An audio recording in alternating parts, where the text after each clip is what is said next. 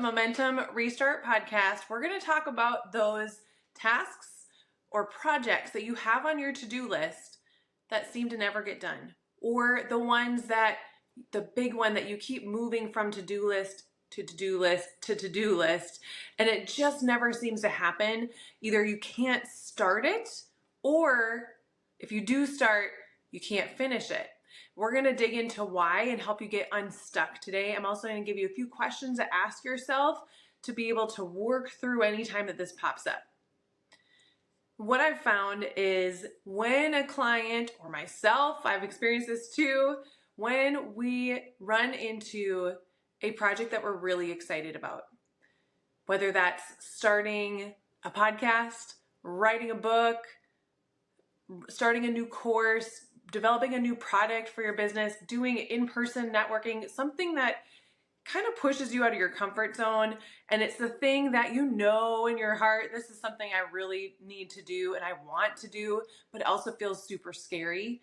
So we put it on the to-do list that this is something I'm going to do this quarter, something I'm going to do this year. Maybe you put it in your goals, or the end of the year is coming up soon. And we all know that we're going to be setting some goals for 2024. And when we do that, there's most likely going to be something on there, and I encourage you and hope that there is something on there that really pushes you. I always say if it's something that scares you and excites you at the same time, that's something I heard from my coach years ago, that is the thing that you're supposed to do. Then you know you're on the right track. But what can happen is we put that big scary thing on the list, and then it doesn't get done, or we don't get started, and we can feel kind of bad about it. And then we start getting stuck in that. So I really want to make sure we are decreasing the things that hold you back, like that fear of failure or doubt, or even frustration at yourself for not finishing it. We're going to get rid of that today and increase the things that move you forward so that you can finish that project this year in 2023 and go into 2024 with a clean slate, knowing you did it, you pushed yourself, you at least started it, and you have a plan of action on how to finish it in 2024. There's a few ways to know if this is happening to you. And something that I see all the time, I can relate, any of us humans have done this, I'm sure, from time to time. We have this big thing on our list that we know we need to do, but we find ourselves being busy, too busy to get it done. We productively procrastinate. We do other things that are also very important, whether it's things at home or getting a workout in, spending time with friends or family, or maybe it's work tasks that you really enjoy and you kind of just feel easy and you gravitate towards those. You're doing things, or you just find yourself saying yes to everybody or yes to all the things.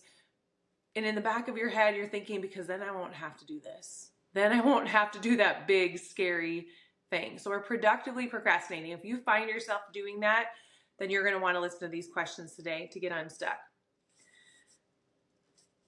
A story that I want to share, it has to do with last year. My son was in school and he was having a hard year. And I'm not going to go into all the details of what was happening, but he was having a hard year. And it was his first time where he was really just feeling frustrated and really emotional about what was happening at school for him. So in order to get through this hard thing, and if you're a mom, grandma, aunt, you know it's so hard when you see them going through something like this, because you just want to take that pain away and you want it to be easy for them, but also, you know, they need to go through this, and this is such a growing opportunity. So while he was going through this, I knew that he needed a plan. Mike and I knew that he needed a plan on how to handle himself in these situations that were really hard for him. He needed a plan.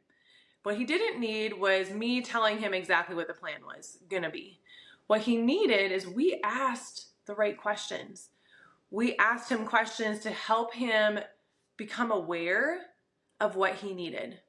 Become aware of how he could speak up for himself, how he could set boundaries for himself, and notice how he felt and why that was important to recognize, and also ask him the right questions to help him work through it and give him the strength and the confidence to move forward. And when he used those two things, that self-awareness, just really thinking through those questions of what is it that would help me?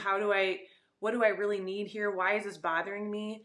And then paired that with a plan, paired that with things that were in his control that he could take action on to help him feel unstuck in those situations.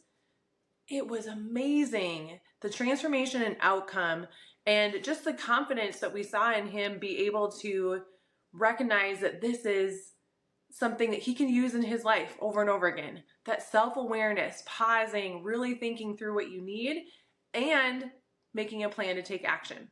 So important. The problem when we have this big scary thing, or maybe it's just a thing we're putting off that we know is so important in our business. A few weeks ago, I had Becca Gonzalez from Mind Her Business on the podcast. If you haven't listened to the episode, I've heard so much great feedback from you, the listeners, about this episode. Everybody loved it. So if you haven't heard it yet, go back and listen. Even if you have heard it, go listen again for sure. And she was talking about making sure that we're not avoiding our money.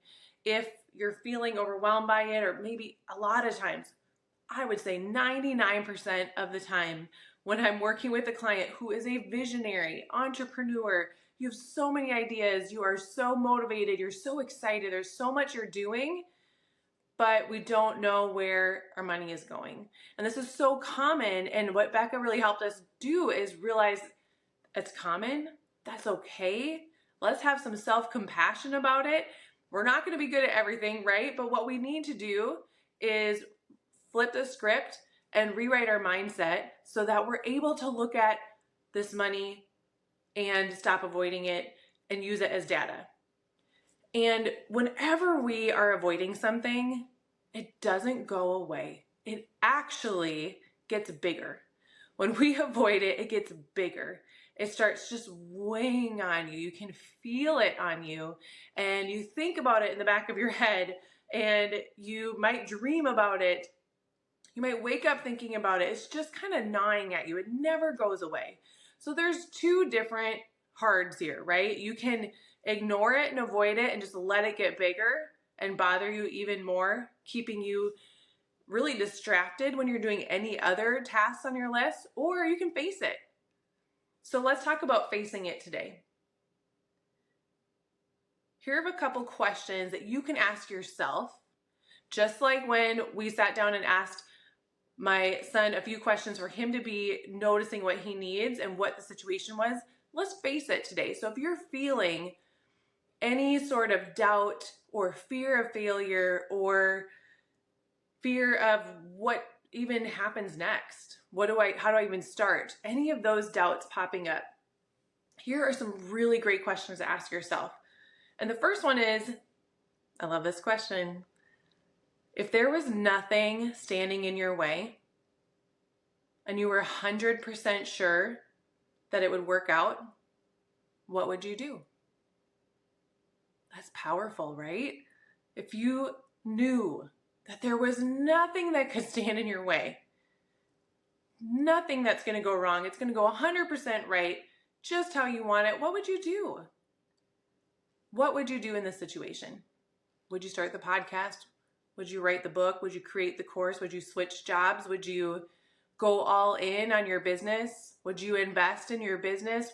What is it that you would do?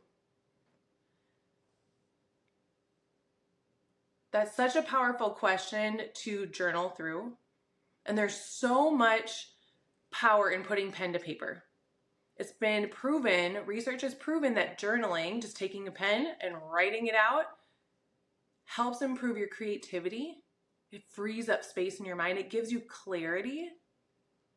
And it gives you the power to self-coach yourself.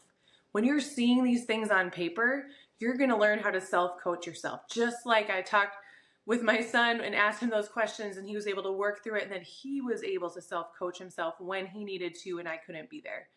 You can do that for yourself when you're taking pen to paper. And I have a few more questions to ask you, but I want to encourage you. Sometimes I hear, oh, I just can't journal, or I don't like journaling, or it's not something that I do. Journaling doesn't necessarily have to be hours spent or even an hour spent journaling and writing all of your thoughts, and even though that sounds beautiful to me and I would love to do that, but for those that don't enjoy that, that's not what it has to be. It's just literally taking pen to paper and writing down the answer to some of these questions. One question even. Because what it's going to do is going to help release some of the blocks in your head. It's going to help you see and get clear on what it is that you really need and what's standing in your way. You can't move forward until you know what's standing in your way. Then you're able to face it. So that first question, and I want to encourage you, even if you're not a journaler, write it down. And if you want to just put it in the notes in your phone, that's another way to journal. It's just getting it out so you can see it.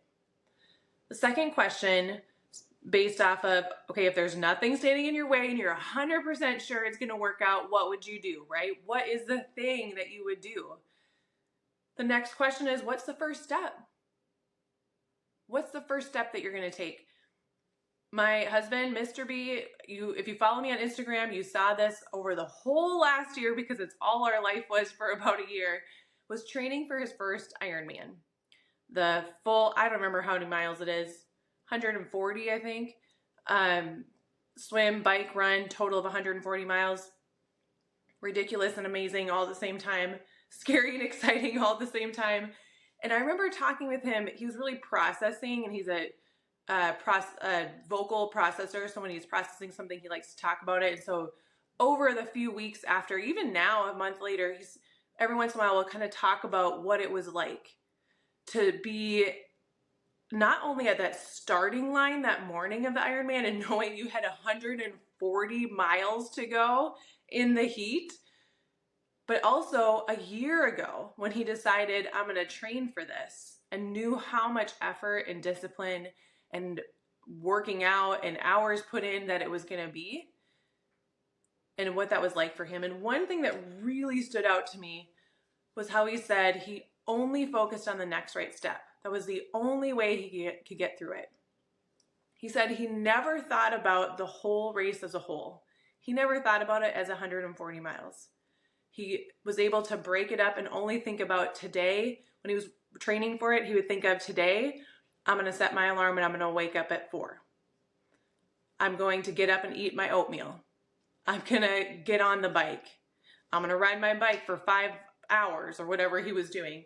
And he only focused on the next step. And he said even the morning or the weekend of the Ironman, when that was a moment where he was really training his mindset, and he did a ton of research on this, on his nutrition and mindset leading up to it, he knew that if he started thinking about the 140 miles and the whole day and all that he had to do and that pressure, that would be a negative impact on his mindset.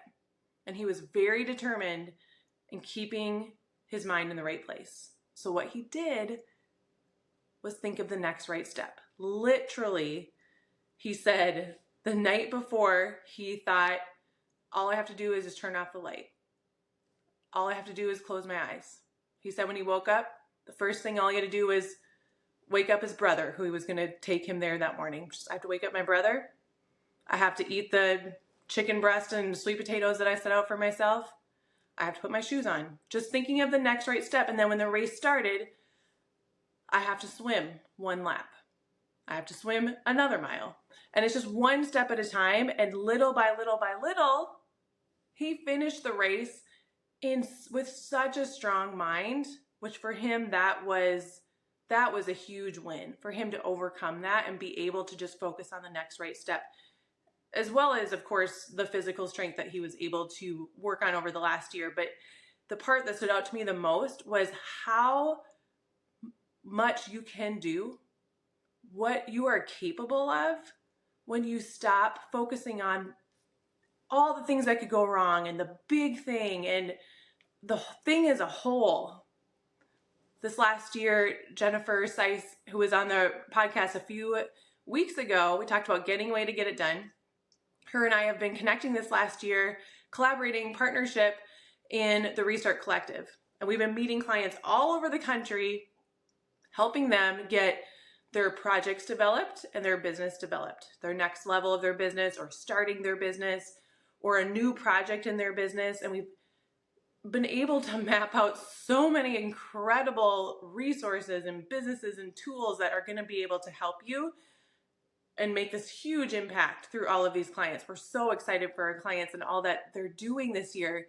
And the cool thing is when they were able to come to our intensives or our retreats, and it felt overwhelming to say, this is my idea, this is what I want to do. And we were able to say, okay, here's the map on how to do it, how we can figure this out, and here's the first step. Let's take it right now. And together, they would take that first step right there, that client, whether it was contacting someone or writing something or brainstorming, and we take that first step, and you could visibly see the weight and relief. The weight come off of their shoulders and the relief they felt and the lightness they felt because they were leaning into doing that scary yet exciting thing, and they weren't focused on the whole thing and how much work it's going to be. They're focused on the next right step. That makes such a difference. The third question you ask after you determine what the next right step is, this is an important one. What are you afraid of? What are you afraid of happening? And the reason you're going to ask this is not because we're going to sit in the negativity, but because it's what's keeping you stuck. And like I said earlier, if we avoid something, it gets bigger and never goes away. It keeps us stuck in the mud. So if we face it and we deal with it, or even if we face it and we see it and we know it's there anyways and we keep going forward, that makes such a difference. So writing out the things that you are afraid of, writing out that worst case scenario, and you'll quickly realize that worst case scenario is most likely not going to happen. It's most likely from here today until the worst case scenario, there's a million different things that would have to happen in order for that to actually come true. And most likely you would pivot or adjust before that happened. And ultimately, sometimes we see the worst case scenario and you compare it to, but what if I didn't do it? What if you didn't do the thing that you were meant to do? What if you didn't create the book or the podcast or the tool or the course, or you didn't call that person or you didn't go to that event and it was what you were meant to do and you were going to make such an impact on someone? What if you didn't?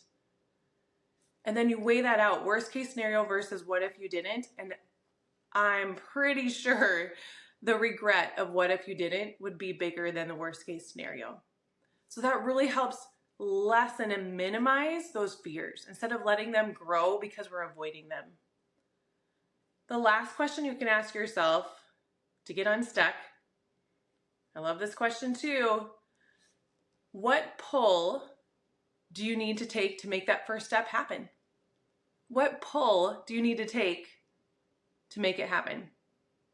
When I was preparing for this podcast episode, I wanted to refer back to an episode when I talked about what a pull is, because it is a pillar of the momentum restart. One of the 4 things we go through in the Accelerator, we talk about revving up your goals. We talk about learning to adjust and not quit. And then a huge one is talking about pulls before we talk about creating success plans. And a pull is something that is you can put in your life, something that's going to be repeatable and easy, that really pulls you forward and helps you want to do the hard thing. It's a really fun way to almost bribe yourself into doing those hard, scary things and moves you forward. It's a really fun way to create momentum. And as I was looking back to see if there was an episode to point you towards, I realized I haven't even recorded an episode about pulls. So I will be doing that in next week's podcast so that you can learn all about pulls. It's going to be really powerful because you're going to use it in your everyday life. But ultimately thinking, what is a pull? What's something I can do to help me take that first step? That's a lot of what working with the coaches, going through the Momentum Restart Accelerator, or even just doing a momentum call, working with a coach, or maybe it's pairing up with a business bestie, or in having that accountability, or maybe it's setting aside, getting a way to get it done. Like Jennifer and I were talking about a few weeks ago, we gave you the tools on the episode and the ideas step by step of how to plan a day for yourself, whether with us away or on your own, a day for yourself to get this done, because the world needs what you have to offer. So how can you prioritize it and set yourself up with resources, support, tools, people to help pull you forward to take that first step and to keep going and make it happen? The big important things that you are made for need more than a plan. So what you've noticed when you've been writing these things down, as you write them down, if you're going to do it later, it's going to bring you so much self-awareness. It's going to minimize that fear. It's going to give you tools to move past it. And now you're going to know the why and the when and the where and the what. You need self-growth to manage those moments, because they're going to come, those moments of doubt. You can have a great idea and even a really great plan, which you know I love a great plan, but you're going to need those self-growth tools to manage those moments when doubt comes. And also, your plan needs to feel doable. It needs to feel bite-sized. You need to focus on the next right thing in order to make it happen. This is why I created the 90 days of momentum. The new 2-in-1 planner and journal. I am so excited, and I think it's really ironic that this is the episode where I'm announcing the 2-in-1 planner and journal to you, because this was my thing. This was the thing that kept going from to-do list to to-do list. This has been a year and a half on my list. And I ripped the Band-Aid off because I've been asked so many times to put these two together, because this is exactly what we do in Momentum Restart Accelerator. We pair planning and strategizing with that self-awareness and self-growth so that you have the two. You have so much more momentum in a way that feels good in your body. It feels good in your life, feels good in your schedule when you pair the two together. So I'm so excited to introduce and announce to you that the journal and planner, it's a 2-in-1. Every day you're going to have a journal prompt like one of those we had today. That's going to lead you towards momentum, help you decrease those things that are holding you back and increase the things that are moving you forward towards the life that you want. You're going to have a journal prompt every day and a daily planner every day. They're paired together because that is how you find momentum.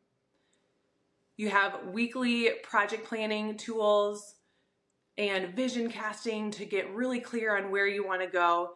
It's all my favorite things from the Momentum Restart Accelerator, and it is in a hard copy, spiral bound, beautiful 90-day planner for you to be able to sit with a cup of coffee and be able to work through these things and plan out your next 90 days to feel so doable. And knowing that each day when you show up to make your plan and make your plan happen, that you're going to have those mindset tools right there in the planner to help you follow through.